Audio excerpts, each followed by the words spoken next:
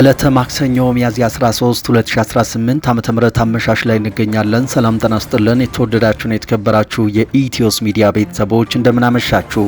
እነሆ ከተለያዩ ታማኝ የመረጃ ምንጮች የደረሱንን ሰበር ዜናዎች ከዚህ አስከትለን እናቀርባለን። በቅድሚያም አርዕስተ ዜና። በአማራ ምድር ባገዛዙ ጦርና በፋኖ ኃይሎች መካከል የሚደረገው የፊት ለፊትና የጨበጣ ውጊያ ዛሬም ተጠናክሮ ቀጥሏል። በደብረ ታቦር ከተማ ፋኖ በከፈተው የማጥቃት ኦፕሬሽን ያገዛዙ አመራሮችና ታጣቂዎች መመታታቸውም ተነግሯል።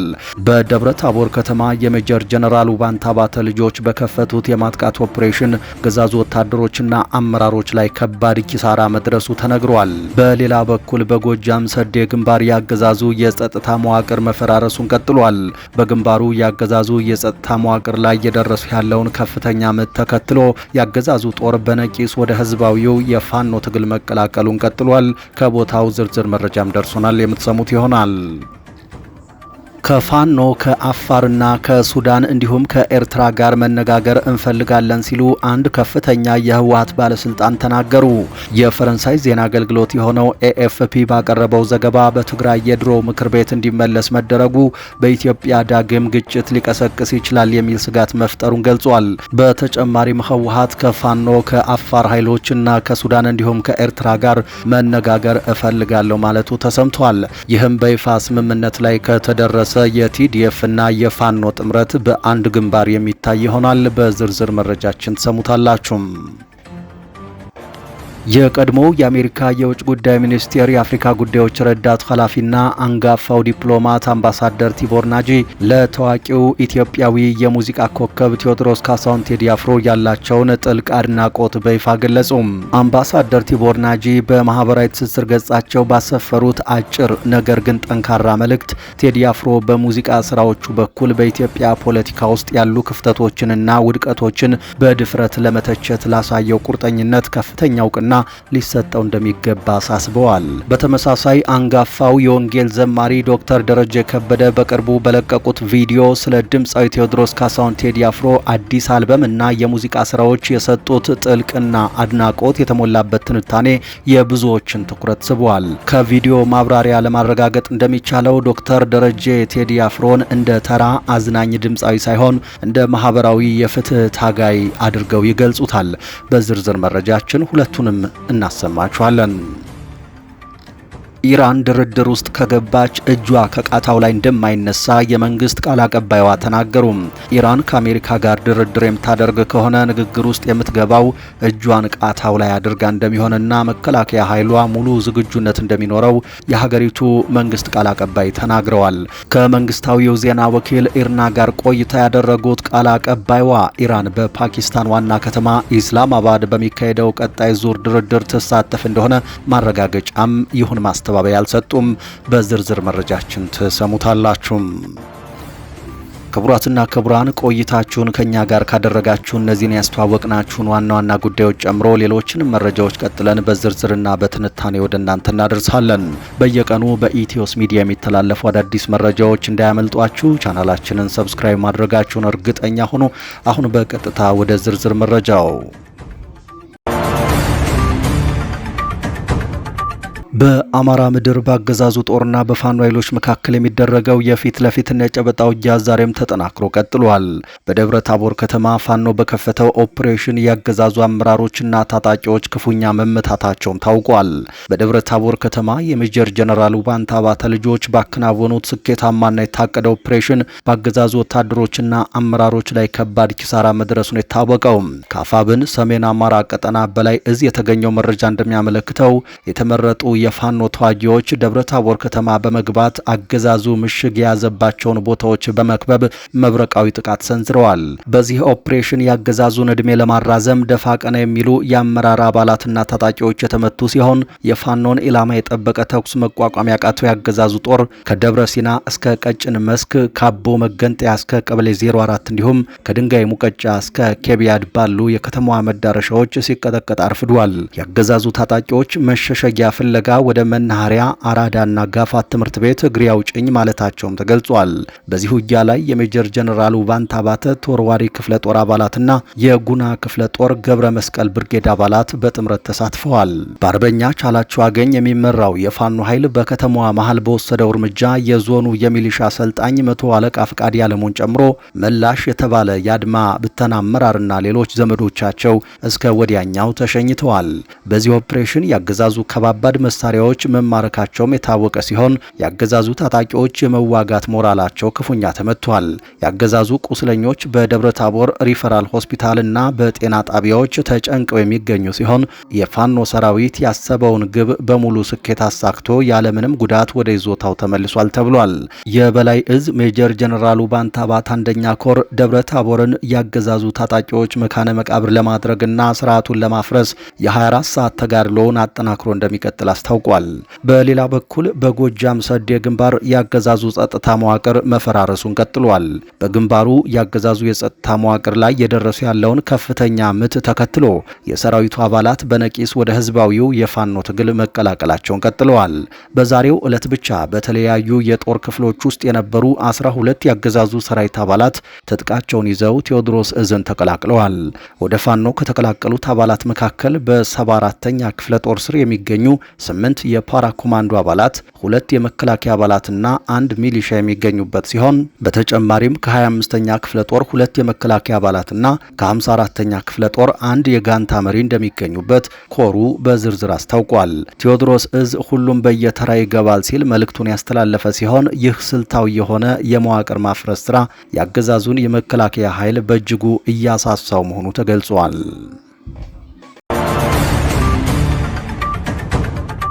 የቀድሞ የአሜሪካ የውጭ ጉዳይ ሚኒስቴር የአፍሪካ ጉዳዮች ረዳት ኃላፊና አንጋፋው ዲፕሎማት አምባሳደር ቲቦር ናጂ ለታዋቂው ኢትዮጵያዊ የሙዚቃ ኮከብ ቴዎድሮስ ካሳሁን ቴዲ አፍሮ ያላቸውን ጥልቅ አድናቆት በይፋ ገለጹ።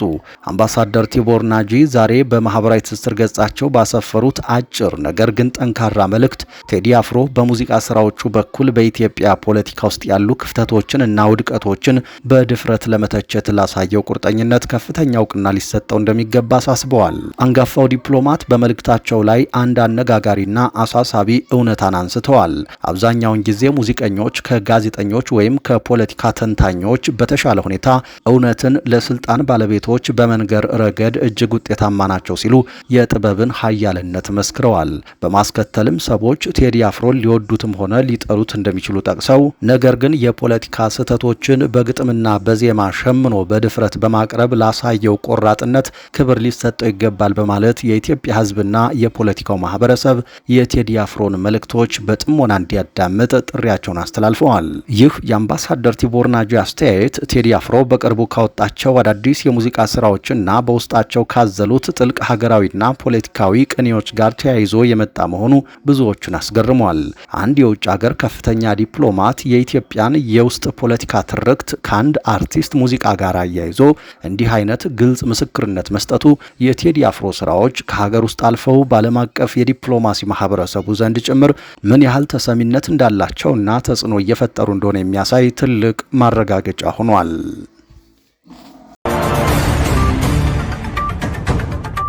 አንጋፋው የወንጌል ዘማሪ ዶክተር ደረጀ ከበደ በቅርቡ በለቀቁት ቪዲዮ ስለ ድምፃዊ ቴዎድሮስ ካሳሁን ቴዲ አፍሮ አዲስ አልበምና የሙዚቃ ስራዎች የሰጡት ጥልቅና አድናቆት የተሞላበት ትንታኔ የብዙዎችን ትኩረት ስቧል። ከቪዲዮ ማብራሪያ እንዳረጋገጥ ነው ዶክተር ደረጀ ቴዲ አፍሮን እንደ ተራ አዝናኝ ድምፃዊ ሳይሆን እንደ ማህበራዊ የፍትህ ታጋይ አድርገው ይገልጹታል። በተለይ ቴዲ በአልበሞቹ የሚያስተላልፈውን የፍቅር የአንድነትና የይቅርታ መልእክት ከመንፈሳዊ አስተምሮ ጋር በማስተሳሰር ቴዲ አፍሮ በአልበሙ ወንጌልን ሰብኳል። ወንጌል ማለት ፍቅር ነው። ቴዲ ደግሞ ስለ ፍቅር አቀንቅኗል። ፍቅር ደግሞ ራሱ ኢየሱስ ነው በማለት ጠንካራ ምስክርነታቸውን ሰጥተዋል። ቴዲ የተመቻቸ ህይወቱንና የሚቀርብለትን ሚሊዮን ብሮች ወደ ጎን በመተው በማንኛውም ዘመን ከሚመጡ መንግስታት ጋር ሳይለጠፍ ለህዝብና ለእውነት መቆሙን ያደነቁት ዶክተር ደረጀ በተቃራኒው ብዙ የሃይማኖት መሪዎች ከእውነት ይልቅ አምባገነን ከሆኑ ገዢዎች ጋር እንደሚያብሩ በግልጽ ነቅፈዋል። በተጨማሪም ቴዲ በአዲሱ አልበሙ ከአረብ ሀገራት በስቃይ ላይ ስለሚገኙ ኢትዮጵያውያን እህቶቻችን መዝፈኑን በማንሳት የተረሱትን ማስታወስ ራሱ ወንጌል ነው፣ የትኛው የሃይማኖት አባት ነው ስለነዚህ እህቶቻችን የተናገረው ሲሉ ሞግተዋል። በመጨረሻም ወጣቱ የቴዲ አፍሮን አልበም እየሰማ ጫት ከመቃምና በስሜት ከመጮህ ባለፈ ቴዲ የሚያስተላልፈውን የሀገር ማዳን የእውነትና የፍቅር ጥሪ በተግባር ሊያውለው እንደሚገባ አሳስበዋል። የዶክተር ደረጀ ከበደን ሀሳብ እንዴት አያችሁት? ሀሳባችሁን ኮሜንት ላይ አጋሩን።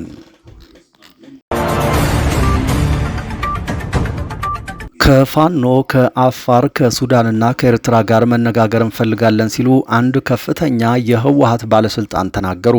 የፈረንሳይ ዜና አገልግሎት የሆነው ኤኤፍፒ ዛሬ ባቀረበው ዘገባ በትግራይ የድሮ ምክር ቤት እንዲመለስ መደረጉ በኢትዮጵያ ውስጥ ዳግም ጦርነት ሊቀሰቅስ ይችላል የሚል ስጋት መፍጠሩን ገልጿል።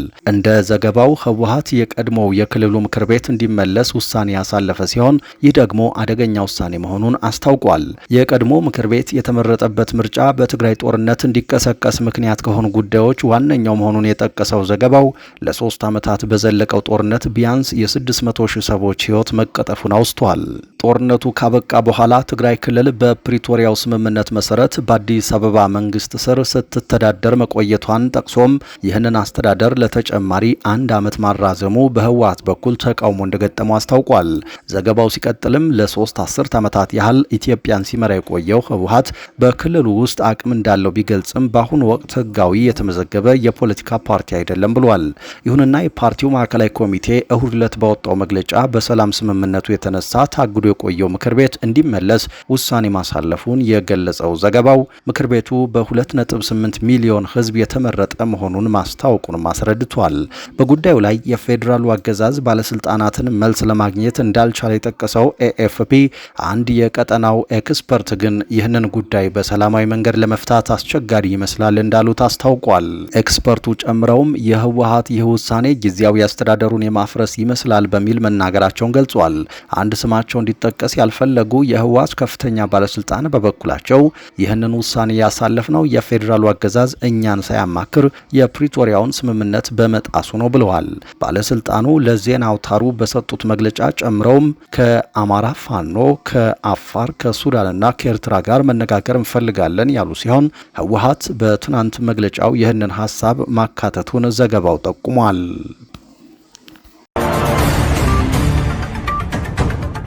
ኢራን ድርድር ውስጥ ከገባች እጇ ከቃታው ላይ እንደማይነሳ የመንግስት ቃል አቀባይዋ ተናገሩ።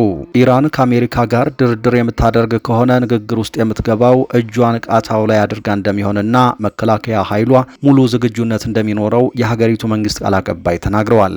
ከመንግስታዊው የዜና ወኪል ኢርና ጋር ቆይታ ያደረጉት ቃል አቀባይዋ ኢራን በፓኪስታን ዋና ከተማ ኢስላማባድ በሚካሄደው ቀጣይ ዙር ድርድር ትሳተፍ እንደሆነ ማረጋገጫ የሚሆን ማስተባበያ አልሰጡም። ከፊት ለፊታችን 2 ስትራቴጂዎች አሉ። የመጀመሪያው የጦርነት ስትራቴጂ ነው፣ ሁለተኛው ደግሞ የዲፕሎማሲ ስትራቴጂ ነው ሲሉ ለዜና ወኪሉ ተናግረዋል። የኢራን ተደራዳሪ ቡድን በብሔራዊ ጥቅም ላይ ቅንጣት ያህል አያመነታምም ብለዋል። ቃል አቀባይዋ ይህንን የሀገሪቱ መንግስት አቋም የገለጹት ሁለተኛ ዙር ድርድር ይካሄድ እንደሆነ ማረጋገጫ ባልተገኘበት ሁኔታ ውስጥ ነው። ተደራዳሪ ሉካቸውን ዛሬ ወደ ፓኪስታን እንደሚልኩ ያስታወቁት የአሜሪካው ፕሬዝደንት ዶናልድ ትራምፕ ኢራን ተደራዳሪዎቿን ወደ ፓኪስታን ከመላክ ውጪ አማራጭ የላትም ብለዋል። በነገው ዕለት የሚጠናቀቀውን የ2 ሳምንት የተኩስ አቁም የማራዘም ፍላጎት እንደሌላቸውም አስታውቀዋል።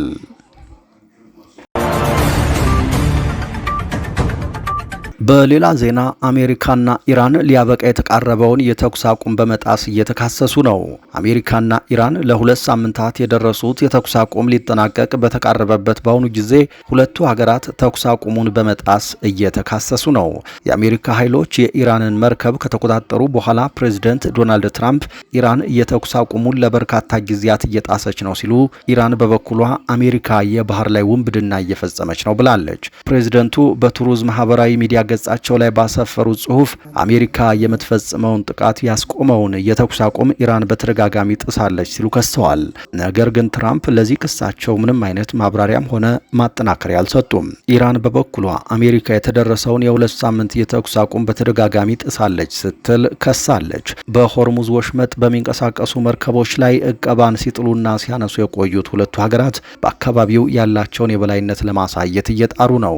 የአሜሪካ ባህር ኃይል በሆርሙዝ ላይ የተጣለውን እገዳ የጣሰ ነው ባሉት የኢራን መርከብ ላይ መተኮሳቸውን ተከትሎ የኢራን ጦር ኃይል ለአሜሪካ ወታደራዊ የባህር ላይ ውንብድና ላለው ጥቃት አጸፋ እንደሚመልስ ዝቷል። ጨምሮም አሜሪካ በሆርሙዝ ወሽመጥ ላይ በኢራን መርከቦች ላይ እየወሰደችው ያለው እርምጃ የተኩስ አቁም ስምምነቱን የሚጥስ ነው በማለት ከሷል።